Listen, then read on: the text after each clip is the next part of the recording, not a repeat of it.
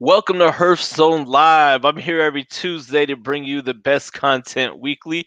Be sure to subscribe on YouTube. Search for Team Shirtless Mike and follow on Facebook at Shirtless Mike. You can reach out to me on Instagram at Shirtless Mike 2020. See what goes on in my life, and hopefully, I can see what goes on in yours.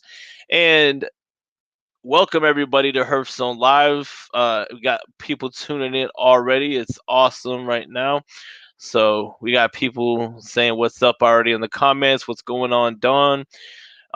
This is the first week in quite a while that we've been on YouTube and Facebook at the same exact time.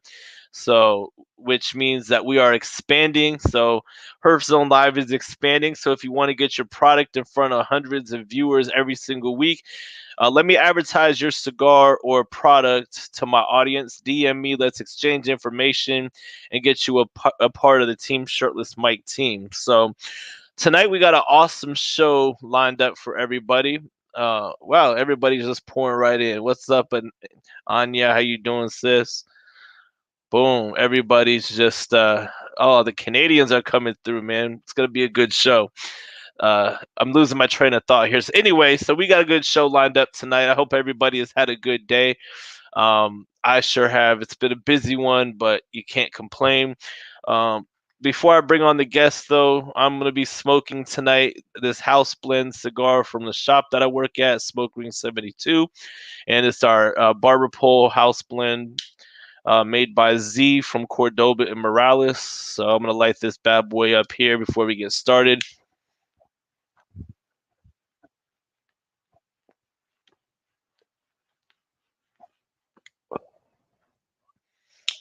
Awesome, awesome. Boom, everybody's tuning in. Everybody's tuning in. What's up, Uncle Larry? What's up, Jason? All right. So, without further ado, I'm going to bring on our guests from the Hustler Universe Podcast Network Green Room, where you'll find a Cigar Hustlers podcast and the Chet and Palmer Shit Show. Welcome, Justin Burden from Custom Cigar Storage. What's going on, brother? Hey, how are you? It's I'm wonderful, man. Everybody's pouring in, man. I said, broadcasting from three locations. Yeah, It's definitely a plus. So everybody's tuning in now, more exposure. So, yeah. how was your day today, man? Yeah, pretty good, pretty good. Just keeping busy in the shop, you know what I mean? So it's been good. Awesome. Don says, "I bet Justice smoking an undercrown." Uh, so I'm about to light one up actually. I did just finish one, but yes, I'm gonna light one up. All right. Underground Drew Estate. Awesome. Was that the regular undercrown or the underground 10? That's just a regular OG. Oh, okay. Hey, so Anya, she says go shirtless, JB. I think Well, I, I think I it think might the be. views will skyrocket if you do Yeah, that. we're gonna have a little bit more red cup before that stuff starts happening, but we'll see what happens here, you know. Yes, sir. Absolutely. It's Red Cup Tuesday, just for instead of Friday, it's Red Cup Tuesday for sure. For Hearthstone Live. So, I'll be working on that throughout the show. So yeah, let's get this thing started here tonight. So, give us a little bit about your background and how you fell in love with the world of cigars. Well, my the first thing about my background is I'm from Canada, and that kind of switches things up a little bit from the norm because it seems like a lot of the culture is, in the States and whatnot. You know what I mean? That being said, we have our own culture up here and all that kind of stuff.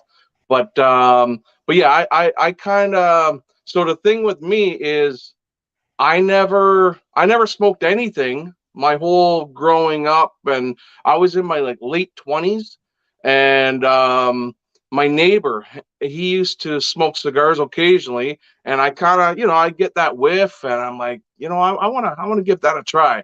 And so anyway, I went on vacation, and I figured now was the time, and that was that. You know what I mean? So it's been good times. Awesome. Do you remember your first cigar?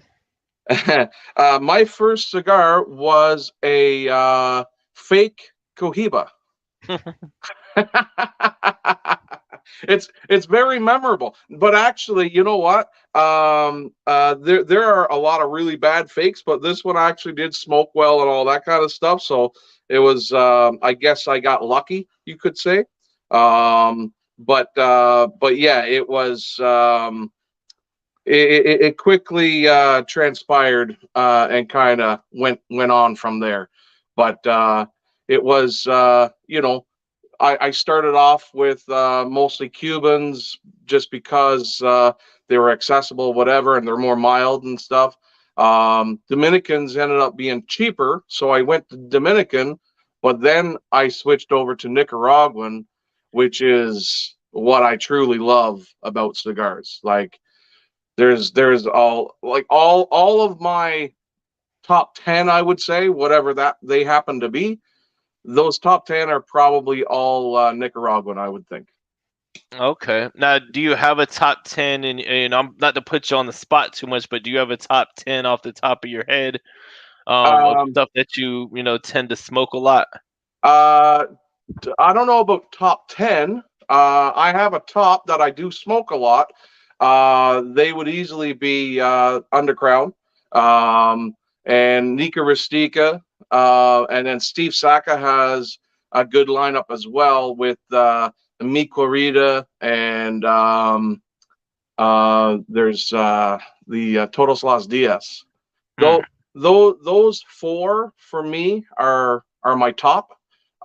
There's a number of other cigars that are good, but they're none of the other ones to me seem to be as good as those four. mm, most definitely. Now, you could get Cubans in Canada and everything. Now what part of Canada are you? And I know you're close to, to like Niagara Falls and all that. Yeah. But you could get Cubans over there and everything. Yep. Um, so it's like just walking into a cigar shop and it's just Cubans there, right? Yeah. Am I right on that? Yeah. When you walk into a cigar shop in Canada, there's usually like one side is going to be Cubans and the other side is going to be non-Cuban. Okay. Um, and But yeah, I'm just outside of Niagara Falls, Canada, which is right across the river from Niagara Falls, New York. You know what I mean? But um, but yeah, so there's where I am. There's a handful of cigar shops, but not a lot. There's not a lot of cigar shops around here. Like again, the cigar culture in the States is so much different and broader and bigger and everything is it's compared to what we have here. You know what I mean? It's here, Yeah. it's just pretty small. Yeah. About how long have you been smoking cigars? Uh just under 15 years. Okay, so it's about the same amount of time as me and everything. Now, was there a lot more cigar lounges? You said there's a handful in your area, but was there a lot more across Canada when you first started, as opposed to now? No, I'll correct you on what you said. There's a handful left in all of Canada. Yeah. And in my particular area, there is none. There's zero. So like for example, when I on Facebook, whatever, I'll tag my location as JB's Hardwood Lounge, which is just my shop. You know what I Yeah. mean? It's just I just made up a name for it. And and that's what a lot of the guys do up here in Canada. They got a lounge set up either in their basement or their garage or wherever. And there's no actual lounges in Ontario. There is, I believe, there's two or three left in Quebec somewhere, but they were grandfathered in somehow. And I believe there's one out in Alberta, but Mm, that's to go for me to get to Quebec, you're talking like 6-8 hours to drive, yeah. and then to go to Alberta is about 2 days. So you know what I mean? Yeah, I don't. So because I live in right outside of Niagara Falls, I'm able to go across the river all the time into New York, and there's lounges obviously like right over there. And so if I were to go to an actual lounge or an actual cigar shop, that's usually my first choice. Yeah, most definitely. Now, Yeah. what's the shop that you go to whenever you cross the border? Uh, I go to Smokin' Joe's, and that is in Sanborn, New York, which is like a little kind of like a little village area. Again, that's just outside of Niagara Falls, New York. Okay. Yeah. Are there any other ones that you go to around the New York area whenever you cross in, or is it are Uh, they all too far? well, there's a few others that are a little further, and I haven't gotten to those yet. I wanted to go to Buffalo Cigar, or no, sorry, it's called Silver City Cigar. Nickel City. Nickel City, that's Yeah, my what it boy is. Tommy Farrow, Yeah, man. exactly. Yeah. I haven't actually been to his shop yet. I That's on my list, and there's another one. The name is escaping me. Is even further down. Um, but I've been hearing a lot of good things. But so anyway, when I go over, I got my routine. You know what I mean? I got my stops to make, and I go in, I do my thing, and then I come back again. Usually, you know what I mean? Yeah, most definitely. Now you've Yeah. seen a lot of like changes. Has there's a lot of smoking restrictions. It's illegal to smoke indoors. In Ontario's what Jason was saying down here in the comments. Um, what am I? Has the laws always been this strict since you began smoking cigars? Yeah. Yeah. There used to be lounges in my area, but they were all closed down by the government. I think it was in like the late '90s, and that was before I started smoking. So I really don't have a whole lot of info on what they were like or how many there were. I've heard a few stories of a few of the lounges in the area, but that's about it. I don't know anything firsthand. Oh, okay. So, like, just besides the how illegal it is to smoke cigars and indoors and all that, and just how hard it is to be a Canadian smoking cigars. Like, give us, for all us non-Canadians, give us more of a glimpse on what the culture is like in Canada. You guys are kind of spread out, but cigars, when you can access cigars, are super expensive and all that. Yeah. So just give us a quick snapshot on what the culture is like there. So yeah, as you said, there's the cigars that are here are quite pricey, including the Cubans. Like I said, you can go into a shop and you can buy the Cuban as long as you got enough money to buy it. They are drastically different than buying them in Cuba, which being Canadian, we were able to go to Cuba. But So in any case, yeah, the to go into a shop around here, things are rather expensive.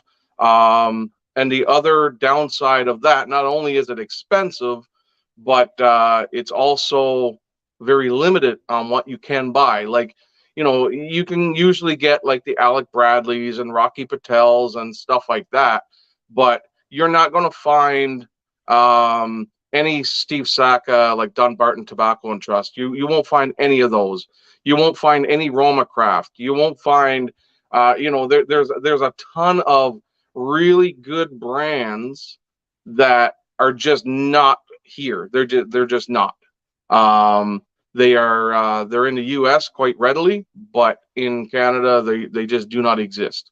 And then you have stuff like Drew Estate, which they are in Canada to a certain degree, but again, if there's a specific cigar you're looking for, it may or may not be available up here. You know what I mean? Like, oftentimes the Undercrown is available, or um, there's I've seen like Liga 9 and T52s. and I'm sure a few the tobacco, and there's a handful of Drew Estate. But as you know, they have a very large portfolio of cigars, and there's probably less than half that are available up here. So if you're looking for feral flying pig or something, maybe it's available, but more than likely it's not. Yeah, most definitely. Now, where you're at, because I know there's I don't know if you've heard of Valerie Bradshaw. She's in Yep, Canada. She's been on Kevin Shahan's show, Cigar Prop show, yep. and she's described, there's plain packaging and everything. Where you're at, is there plain packaging as well? Oh yeah, yeah. It's from one side to the other everywhere in Canada. I actually had a band, and now I can't remember where I kind of put that, but yeah, I had somebody gave me an Undercrown not long ago, and they bought it in Canada, and it just has that plain band. So I didn't keep it because it was so beautiful. I just kept it because it was so ridiculous. Yeah. And I have a very messy table over here with a bunch of stuff on it, and so it is on that table somewhere. So I'm unable to show it at the moment. Yeah, not and it's just plain packaging, right? Because I've seen, I know in Europe they have like gruesome images and all that. Oh yeah, yeah, yeah. No, they still have that too.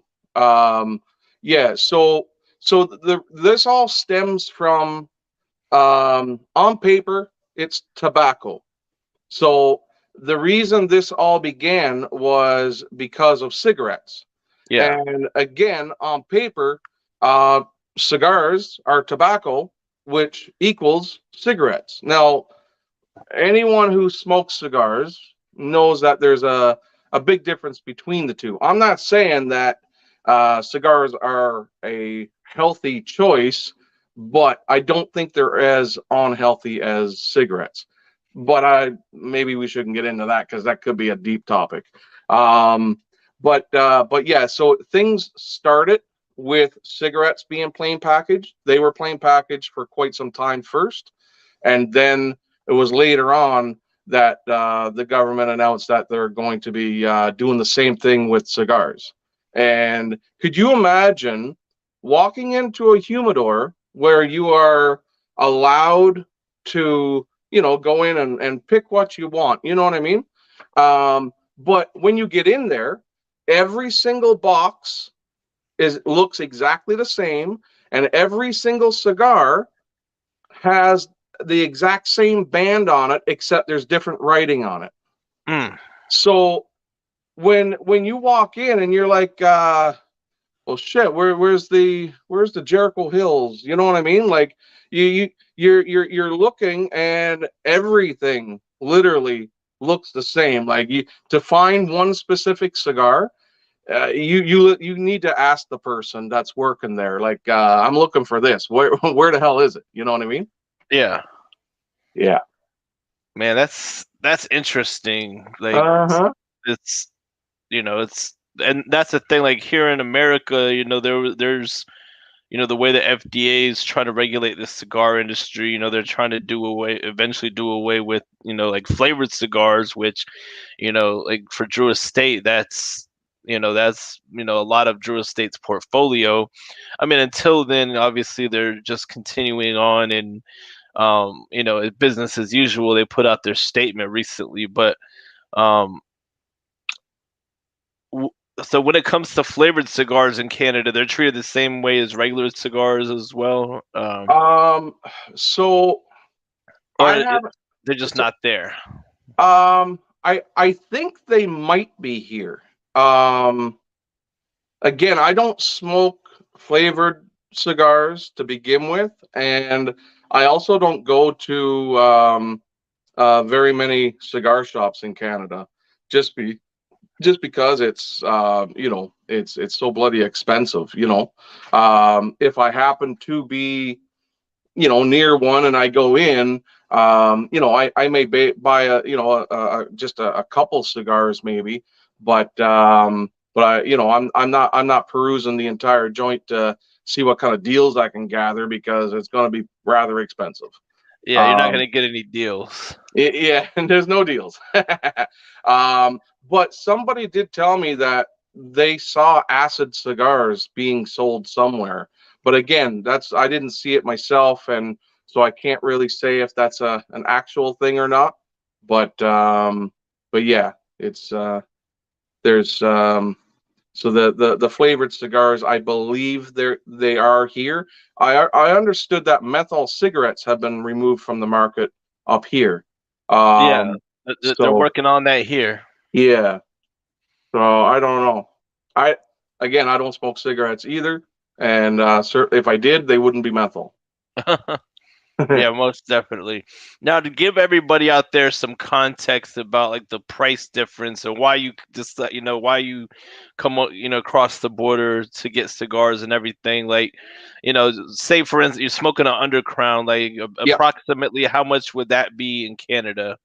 So yeah, you guys all know how much an undercrown is in your area, wherever you happen to be. Um, when I've seen undercrown in a shop in Canada, they're generally around the $25 mark. Ah, That's for one. Now some places it might be $22. Another place might be 28. But generally speaking, they're somewhere around 25 ish. wow. Yeah. And like the Cubans are, can be even more, right? I talked to a Canadian that came into my shop recently and they were looking for, they're used to just Cubans and, and so I sold them which what's that cigar called? Atabay, Yeah. Yeah. because Yeah. it's very mild and people kind of compare it to a Cuban, Yep. and we sell them for $40 at our shop and they were saying that they're used to paying like $200 for one Cuban. Like, are they really that crazy expensive? Well, they can be. Like when you're talking about Cubans like Bahique and the higher end Cohibas and stuff like that. You know what I mean? You looking for a talisman? It's gonna be, I would assume, at least 150. But if you're going for like a Partagas D4 or something a little more, mainstream and like a daily cigar kind of thing, those are still going to be probably between 35 and 40, somewhere in that realm, I would think. Oh wow. Yeah, yeah. It's pretty crazy. Well, So everybody, again, go I ahead. was just going to say it's cheaper, in a way. It's cheaper to go on a vacation to Cuba and buy up a whole bunch of cigars down there because they're relatively inexpensive down there. Yeah. And then you come home, you got a vacation and a whole bunch of cigars. And trust me, that's what a lot of people do. Yeah, almost definitely. And so everybody out there in America, we got, even though prices on cigars here are, constantly increasing, I see it every day working retail. Yeah. We're definitely blessed still that, it hasn't came down on us like it is in Canada. That's why we got to stay on the people in Washington and, and just never give up that fight because, they're trying to go after our freedoms for sure. Yeah. So I think the biggest difference between what happened in Canada in with the cigar industry versus in the States is, just for example, say probably, I don't know the numbers, I really don't, but for every million cigar smokers you have in the States, there's probably 50 cigar smokers in Canada. I don't know.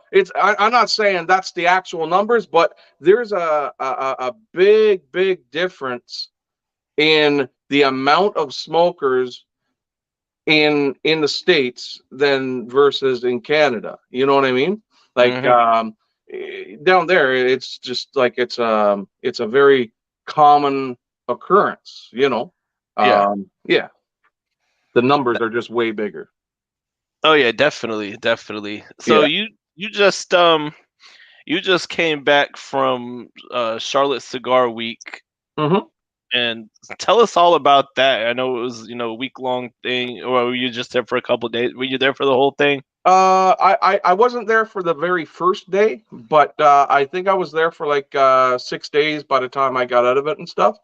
Um, so it was actually a very interesting, like for me especially, not being in that scenario, like with all the like every single day there was a day event, and then which was kind of like a more low key, you can dress down a bit, whatever, and then in the evenings things you step it up a notch, and it was the everything got the vibes were pushed up, and there was just more people, and then the next day it'd be another daytime event and then another nighttime event, and that just went on for basically the whole week.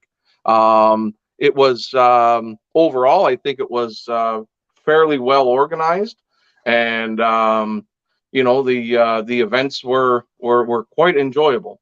Um, and you got to meet so many people. For me, at least, right, being in Canada, I got to meet so many people that I normally would just interact with through Facebook, social media, whatever. You know what I Hmm. mean? Oh yeah. So yeah, so it was overall it was a fantastic time down there. Oh yeah. What was your favorite event that you went to while you were there? Uh the last night that we were there, because I had a VIP pass, as most of my friends that I was down there, like the crew was, almost all of us had VIP passes, and there were some events that were held that were VIP only events, so the only people there were just VIPs. But then there were other events that um, it was an open event, so even though you had a VIP pass, there was no place to sit, and you go to get to the bar and the place is just jammed, so it took forever to get a drink, and you know what I mean, that all that kind of stuff. But the very last night we were there on Saturday night, um it was they had it kind of separated out. You could go into the main bar if you wanted to, but they had a separate outside VIP area, Hmm. and they had a bar set up outside, so if you wanted a drink, you didn't have to go inside and try to climb through the 200 or 300 people that were in there. You know what I mean? You could just go up to the little bar, and it was a beautiful night. So like the temperature was perfect. There was like it wasn't overly crowded. It was just everything was just quite enjoyable. Oh yeah, most definitely. Now you Yeah. got to hook up with, for everybody out there watching, most people probably know if you're watching, Justin's a part of Fat Ash, PHAT Ash. There's another Fat Ash group out there too, but you got to hook up, with a lot of the admins and all that type of stuff out Yeah. there. I think they were part of an event. Like, what was that like? Finally getting to meet, the Fat Ash admins in person. Well, yeah, like so first and foremost, Cedric, he's the guy that created Fat Ash. Yep, he's been on the And show. so I got to meet him as well, and just he's the man, right? So it was really great to meet him personally. But as you said, there was a number, like I think there was close to 10 of us admins that all came from, like, different directions. And again, like, we have our admin chat that we're talking about. Sometimes it's serious stuff on the page, and other times it's just blowing smoke, whatever. You know what I mean? But Yeah. so it's to be able to go from chatting on a screen to actually chilling out and having a smoke and having a drink, whatever. That was pretty awesome. Not gonna lie. Yeah. Yeah, it's definitely much better than, being, on a virtual event. Me and you, participate in a lot of virtual Hmm. herfs and all that. Yeah. But definitely being in person, there's nothing like it. Hmm. Yeah, absolutely.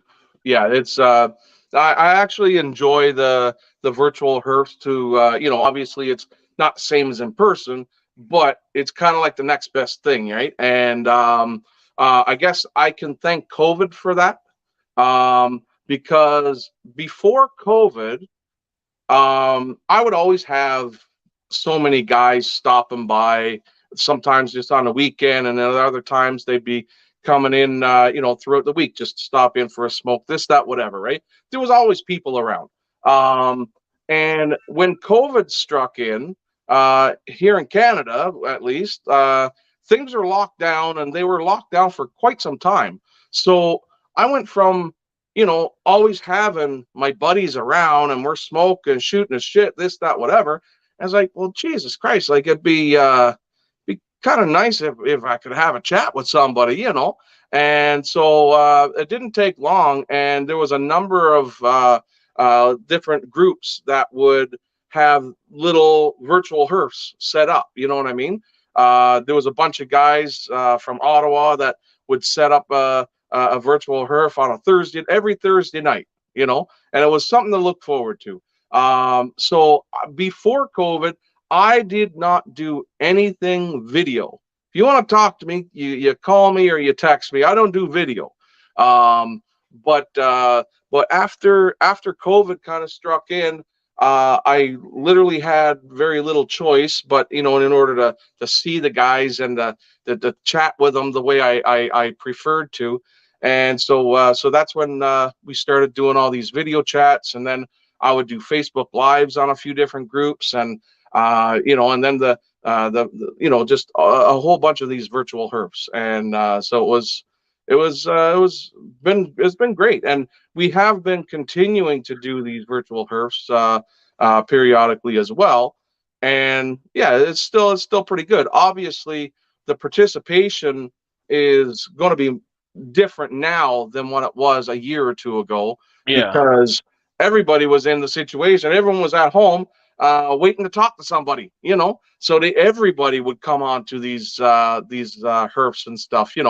And but now it's like, well, I don't need to. I'm already at my buddy's place having a smoke. Yeah. So, but I yeah, think a lot of people have gotten back to regular life. At least in Florida, cigar shops were closed, but it was grab and go type thing. yeah, For me personally, the virtual herfs have really become like a supplement, to what I already do, because I work in a cigar lounge, so I'm in a cigar lounge all day. When I'm off of work, I visit other lounges and all that. And it's become a supplement because, around here, uh,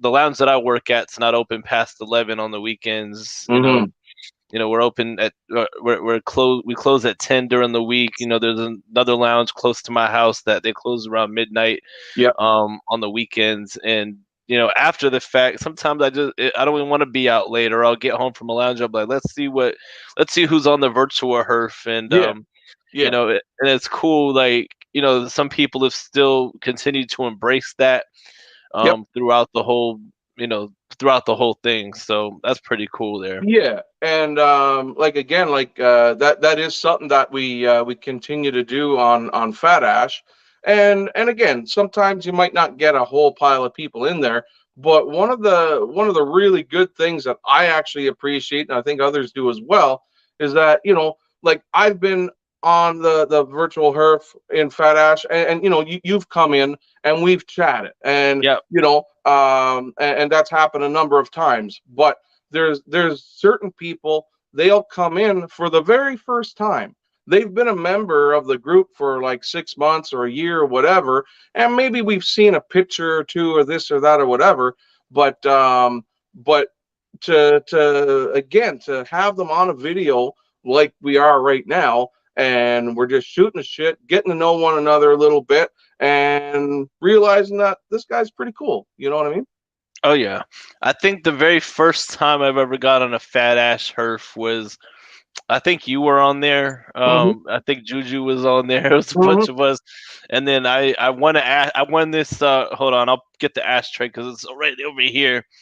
But I won this Room 101 I remember. ashtray, Yeah. and I made a video when I was twerking on Instagram. I was twerking, and then Juju and they're trying to get me to throw that ass in a circle. Yeah, yeah. I remember that. If I'm not mistaken, I think that was my birthday last year.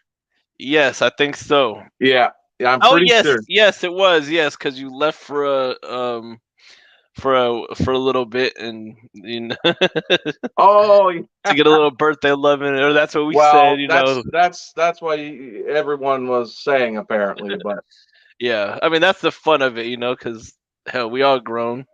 mm, We're all grown. So mm, yeah, so you got to meet a lot of the people, yeah, down in Charlotte and everything, and yeah. like, I mean, it must feel like crazy. Like people, you said people wanted to take pictures with you, and Hmm.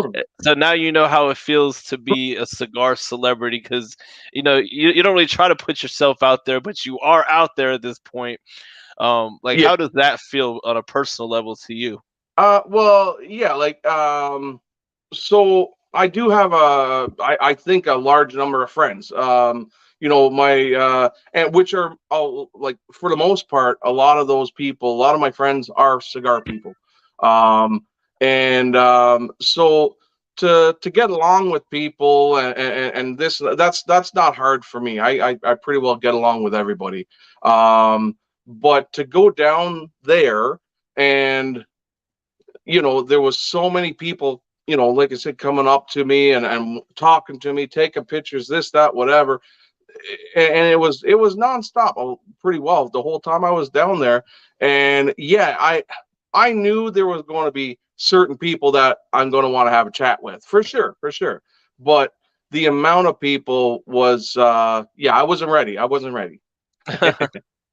I definitely feel that. So we'll move on to the next topic here. So, when I found out about the ashtrays that you make and everything, and I know you said you weren't that active on Instagram, but I went on your Instagram, and you do more than just do the ashtrays. Like, your Instagram is custom cigar storage. You kind Yeah. of down to me, you kind of downplayed yourself a little bit when you were talking about it. You're super humble about it. But I mean, you do more than just the ashtray. So tell us about the concept, and how you started custom cigar storage, Uh, and how that's kind of grown over time. okay. So yeah, the this goes back maybe 8, 9 years, maybe. Okay. As I was getting more and more into cigars, my collections were getting bigger. Um, and I kind of on one of the Facebook pages at the time, whatever, I ended up seeing somebody that had a winador set up. You're familiar with the winador? Yep. It's a wine fridge that you take the wire racks out, and then the drawers, the wooden drawers that are made with Spanish cedar, the same as a humidor, they go sliding in the same place that the wire racks were. And now you go from a little desktop humidor to like a big ass wine fridge that can hold a regular size wine fridge, like your typical wine fridge, is probably hold between 700 and 800 cigars when it's like full. Yeah. Um, Now, obviously, you can get the smaller fridges, and you can certainly get the big stand up ones as well that are like 5, 6 feet tall. Um, but anyway, so that's how this all started for me. Is I saw somebody with one of these wine fridges set up, and I'm like, well, shit, I'm going to build myself a set, and I did, and I've never done something quite like that before, so it was not my best work, but Yeah. it looked decent, and so then one of my buddies messaged me saying that looks pretty neat. Would you be able to make me a set? And I said, yeah, sure, no problem. I'll make you a set. And so I ended up making a few of my buddies sets of drawers, but at the time it wasn't a business. So I just told them, like, just cover the cost of the wood. Like, I'll just make you a set of drawers and just cover my cost, and they're yours. But it didn't take very long, and I had complete strangers contacting me for these drawers for the wine fridges. And so from there, I've done a lot of wine fridge setups, a lot. Um, and so then I I was a little, probably a number of years back now, I started just making these are like just little cigar rests. Mm-hmm. So it's fairly basic, but it's I make it from exotic wood, and so they're incredibly dense and very versatile. You know what I mean? Like you can run over it in a truck and you're not going to hurt it at all. Um, and I started making those, and then I had an idea to make some ashtrays, just kind of for something a little different. And it took me a little while to come up with a design that I thought was unique and very like desirable to a certain extent, you know. So again, I generally use exotic wood for almost all of my ashtrays. The exception there are a few ashtrays that I've done that use black walnut, Mm. and so that's not exotic wood. It's a hardwood, Yeah. but it's and it looks good. It has a nice tone to it and all that kind of stuff. But in comparison, most of the wood that I use for my ashtrays are it's usually from South America, Africa, and Asia. So there's like these types of wood most people have never heard of before.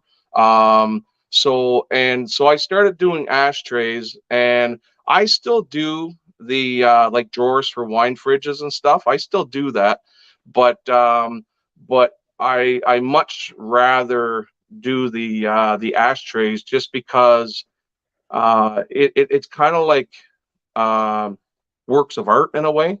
Yeah. I try to make them all unique whenever possible. Sometimes the uniqueness is a little muted because I can make two ashtrays exactly the same, but I'm using epoxy on both of them, and one will be red and one will be blue. So Yeah. therefore, they're different, but they're generally the same. But in any case, I do try to come up with different designs. And I have a few ashtrays right now that I just completed today. Um, and those some of those are quite unique, and that I've these are like new designs, I'll call it. You know, so it takes a lot of time and patience in some cases when you're using epoxy, especially. Yeah. Um, and so yeah, so I did you want me to show some of those ashtrays? Yeah. Yeah. Show some of the ashtrays. I'll put you on full screen so All everybody right, can all right. see you and So everything. I'm still here. so I think this is the Mac Daddy. I think this is this one here. It's epoxy and wood, so it's you know, and then I put my logo right here on the bottom. Oh yeah, that's nice. Um, so so this is a new thing that I've been just doing, just starting is and I used to put custom cigar storage on my ashtrays, but it bothered me because you don't store cigars in there. So I wanted to come up with just a secondary logo, which is on my shirt, right? Uh-oh, represent.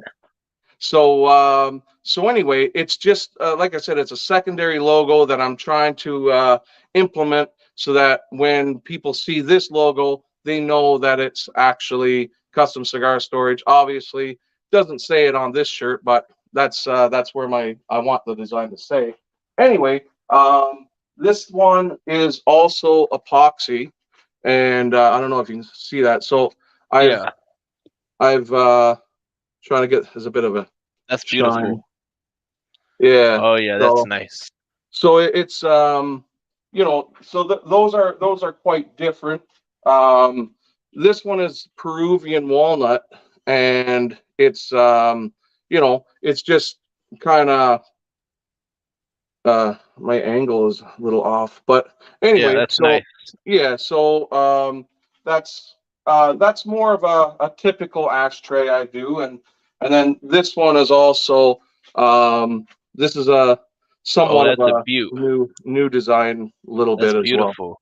Yeah. So like these are big motherfucking ashtrays. Um, I think this is like 12 by 12, and this one's about maybe 8 pounds. Yeah. So some of the ashtrays I do, depending on the wood, because sometimes the wood is extremely dense and extremely heavy. Um, some of the ashtrays I do, the big ones, can be like 10 and 12 pounds. Like the wind will not blow these off a table, I can guarantee you. Oh, awesome. Yeah. Now for everybody watching out there, where can everybody contact you in order to to order one, and custom means custom pricing as well.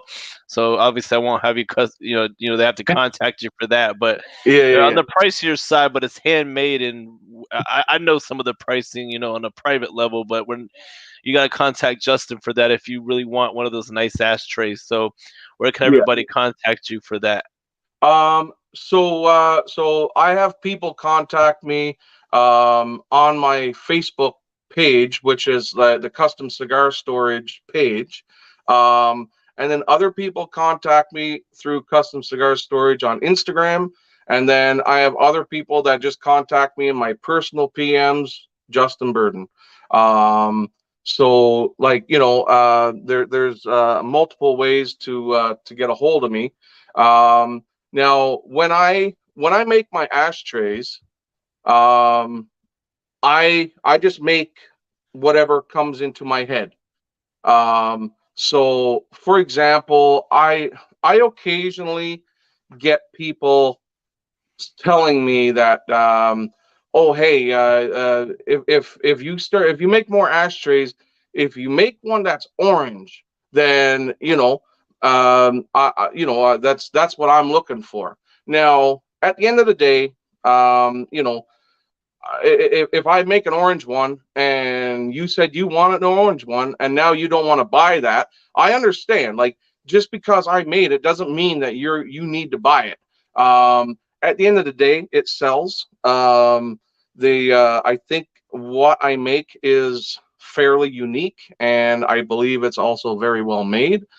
Um, and currently, right now, like, so anytime somebody contacts me and says, "Hey, do you have any ashtrays available?"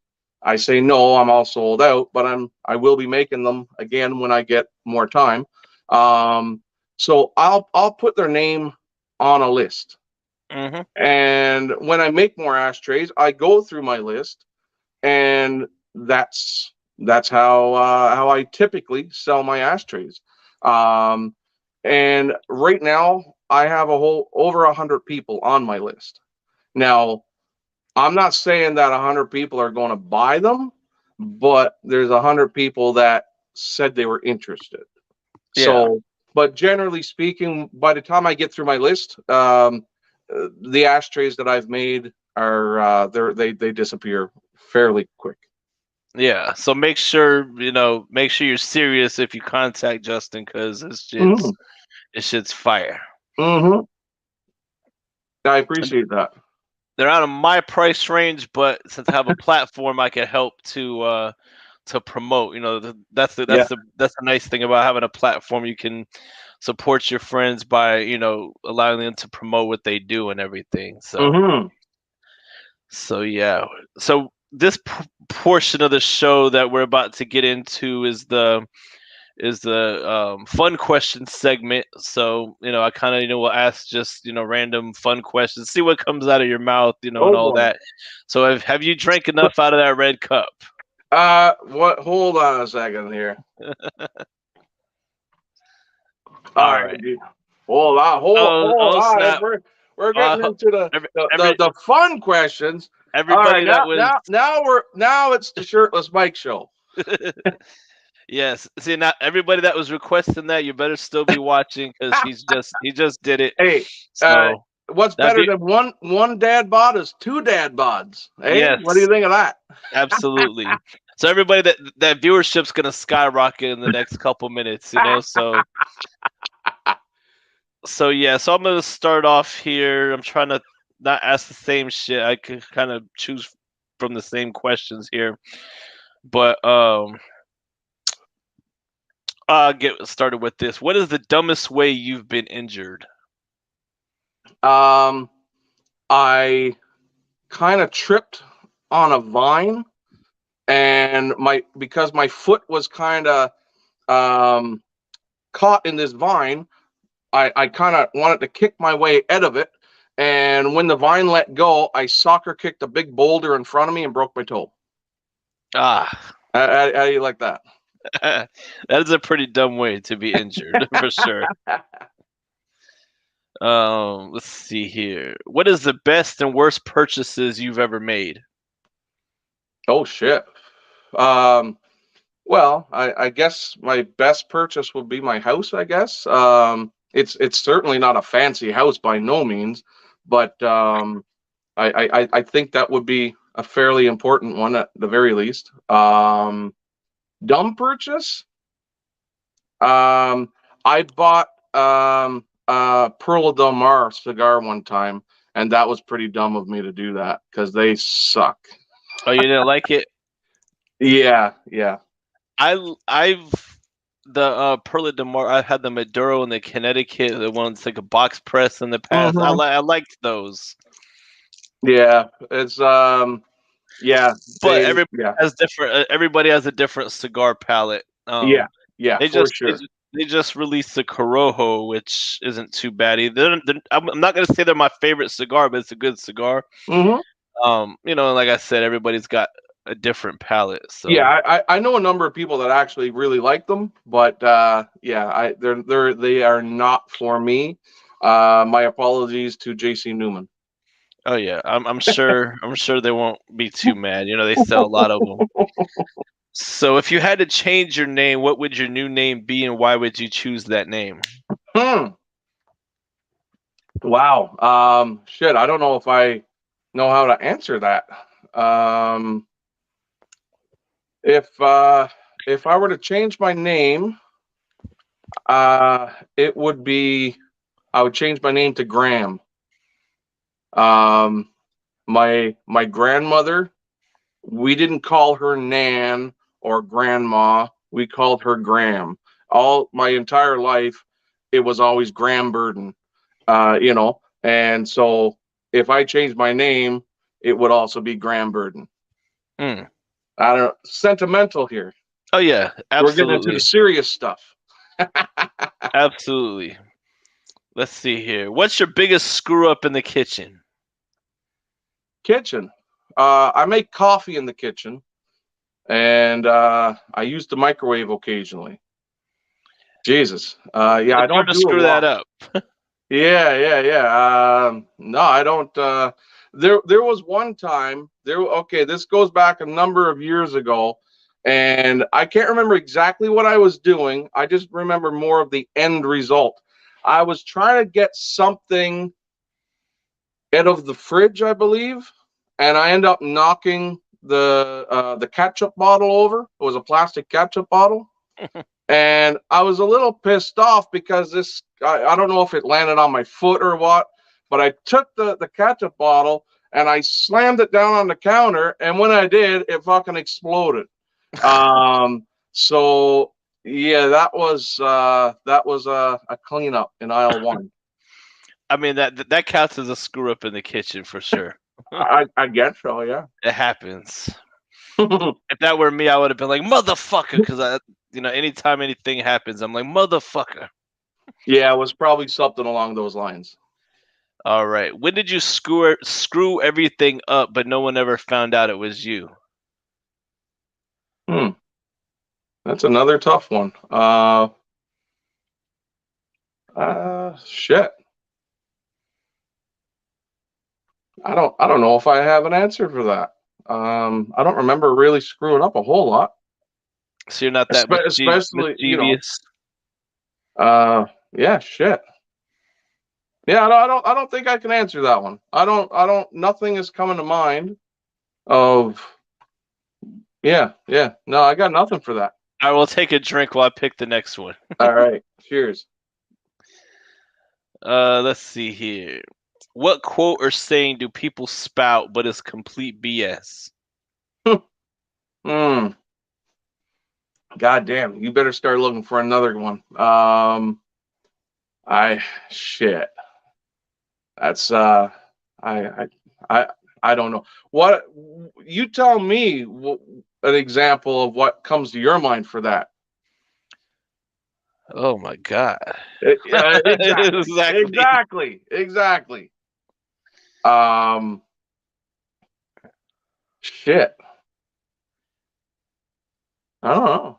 All right, we'll move on here. Mhm. Just a few more here. So, if you could know the absolute and total truth to one question, what question would you ask? Holy fuck.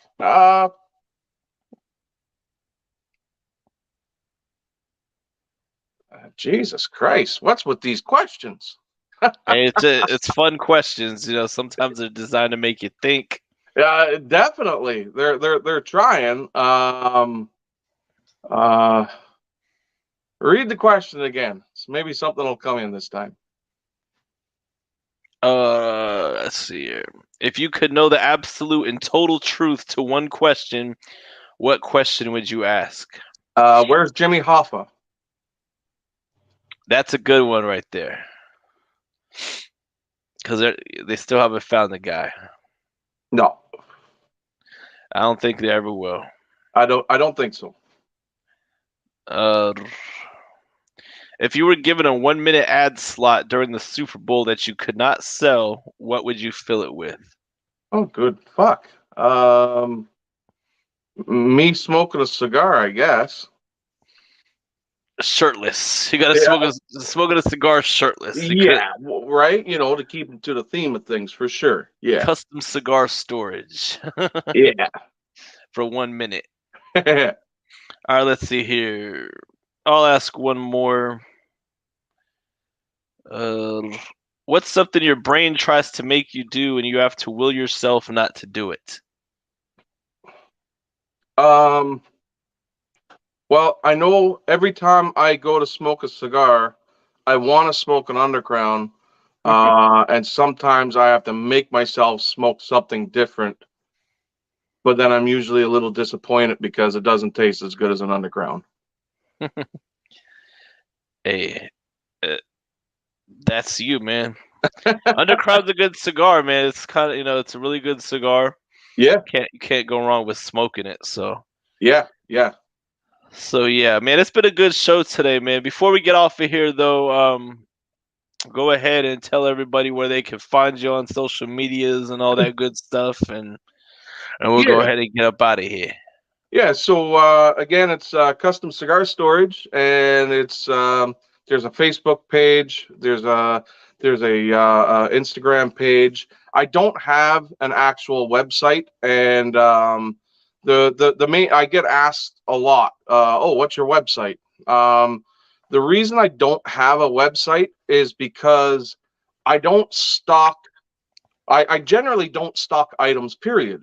The only time that I do stock a small amount of items, for example, ashtrays, is when I make them, and then within a day or two, they're all gone again. So it's not like if I was sitting on 200 ashtrays over here and I need to sell them, sure, I could start putting them on a website, but I haven't encountered that problem so far.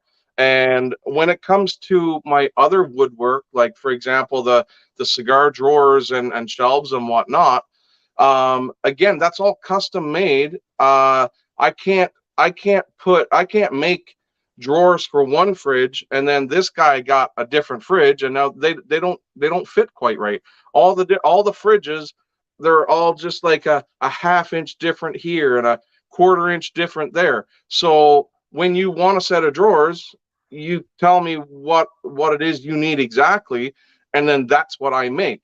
And so, so for that reason, I don't have a website, because most of what I make is one-offs and customs. So examples of my work is on Instagram and Facebook, custom cigar storage. and you should be able to find it all there. Absolutely. Well, everybody that tuned in tonight, thank you guys so much for tuning in. Make sure if this is your first time on my YouTube channel, make sure you hit that subscribe button. Share the show. We're now on Facebook as well, so make sure you share the show so more people can hear about Justin and all that good stuff. And I will see you guys next week, and I'll let you know when we're not live so that we can talk that real shit.